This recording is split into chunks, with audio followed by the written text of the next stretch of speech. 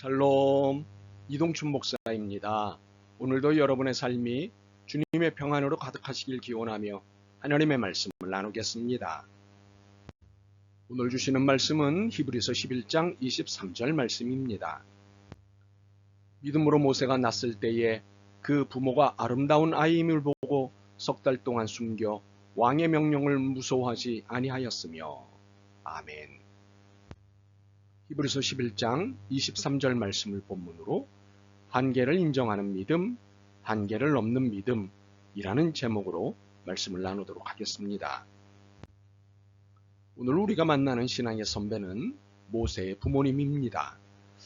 우리는 이분들에게서 신앙과 현실이 부딪힐 때 이 문제를 어떻게 정리해야 하는지를 배우게 됩니다. 특히 현실 가운데서 믿음의 양면성 또는 이중성이라는 의미의 깨달음을 통해 바른 신앙생활을 배울 수 있습니다. 모세가 태어났을 때 그의 부모님의 입장이 어떠했을까요? 23절입니다. 믿음으로 모세가 났을 때에 그 부모가 아름다운 아이임을 보고 석 달 동안 숨겨 왕의 명령을 무서워하지 아니하였으며. 모세 부모님의 눈에 모세는 아름다웠습니다. 세번역 성경을 보니 잘생겼다고 번역했습니다. 사실 부모 사랑은 고슴도치 사랑이라 했으니 어느 자식이 부모의 눈에 못생겨 보이겠습니까? 당연한 것을 좀 유난스럽게 표현한 것이 아닌가 하는 생각이 들기는 합니다만 당시의 상황을 알면 이런 생각이 달라질 것입니다. 모세가 태어났을 때 이스라엘은 이집트의 노예로 혹독한 세월을 보내고 있었습니다. 이렇게 된 데에는 기하급수적으로 늘어나는 이스라엘의 인구의 위기를 느낀 이집트 왕 때문이었습니다. 사실 이런 일이 벌어진 것은 지금의 바로 왕이 요셉이 어떤 사람인지 몰랐기 때문입니다. 요셉이 이집트의 엄청난 공신이었다는 사실을 알았더라면 이렇게까지 못했을 것입니다. 그런데 이런 혹독한 노예살이에도 불구하고 이스라엘의 인구는 이집트의 인구보다 여전히 몇 배씩 늘어났을 뿐만 아니라 더 건장한 아이들이 태어났습니다. 이에 바로 왕은 더욱 위기감을 가질 수밖에 없었습니다. 결국 그는 이스라엘의 사내 아이들이 태어나는 즉시 죽이라는 명령을 내렸습니다. 바로 이러한 상황에서 모세가 태어난 것입니다. 왕의 명령대로라면 모세는 죽어야 했습니다. 아무리 잘생기고 아름다웠어도 말입니다. 그런데 그의 부모는 그를 죽는데 내주지 않았습니다. 그가 다른 아이들에 비해 월등하게 잘생기고 아름다워서가 아니었습니다. 이 아이에 대한 미래가 보였기 때문입니다. 믿음이 이 아이의 미래를 보게 했습니다. 장차 이스라엘을 이집트로부터 구원해낼 지도자라고 정확하게 짚지는 못했어도 장차 이스라엘을 위해 큰 일을 할 것이라는 비전을 본 것이지요. 이것이 그 부모가 아름다운 아이임을 보고라는 표현의 의미입니다. 그런데 부탁이 있습니다. 모세 부모의 모습을 일반화시키지 마십시오. 모세 부모의 모습으로 당시 아이들을 죽음에 내준 다른 부모들을 비난하지 않기를 바랍니다. 당시 분위기는 사내 아이들을 죽이지 않으면 온 집안을 몰살시켰습니다. 그러니 이런 현실을 견디기는 쉽지 않습니다. 그렇다고 이러한 논리로 변절자들을 두둔하라는 것은 아닙니다. 독일의 정치 철학자 한나 아렌트가 만든 악의 평범성의 개념을 여기에 대입해서도 안 됩니다. 나치 1급 전범인 아이만을 수차례 면담한 아렌트가 그에 대해 이런 평가를 하였습니다. 그는 자신이 해야 할 일을 한 사람이었다. 그는 자신이 한 일에 당당했다. 그것이 비록 수많은 사람들을 죽인 일이었지만 그는 단지 자신에게 주어진 일을 성실히 수행한 것뿐이었다. 나는 그에게서 악의 평범성을 보았다. 이것은 마치 그를 두둔하는 듯한 평가로 오해받아 전 세계로부터 엄청난 비난을 받았습니다. 이처럼 상황에 현실에 기댄 철면피한 핑계는 용납할 수 없습니다. 원칙이 있기 때문입니다. 원칙은 상황과 무관합니다. 물론 예외 없는 원칙은 없습니다. 상황을 전혀 고려하지 않을 수 있는 원칙은 없습니다. 기독교의 기본이 은혜와 공율이라는 사랑입니다. 그렇지만 악은 악입니다. 죄는 죄입니다.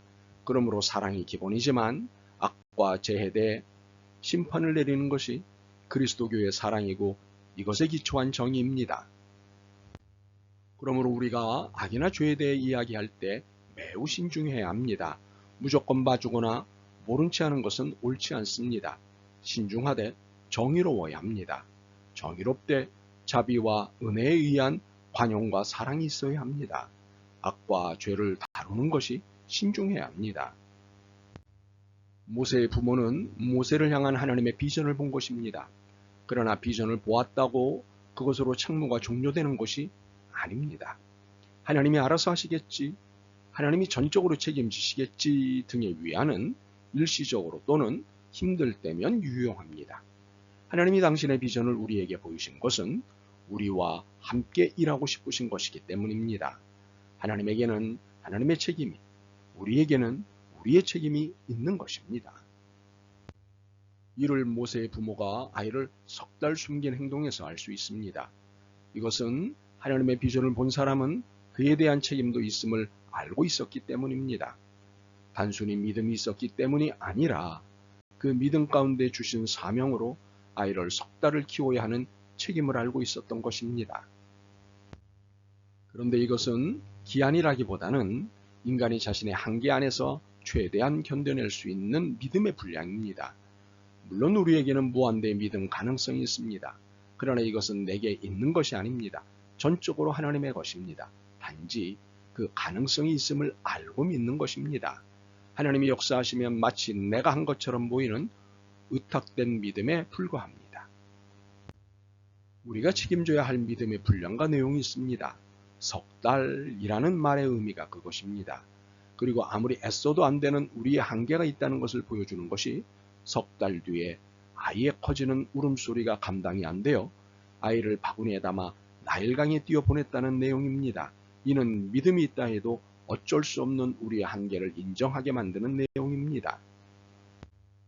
그러나 이 행위는 우리 한계를 인정하는 행위에 머문다는 의미는 아닙니다. 오히려 하나님의 무한한 능력을 경험하자는 한계 인정 행위입니다.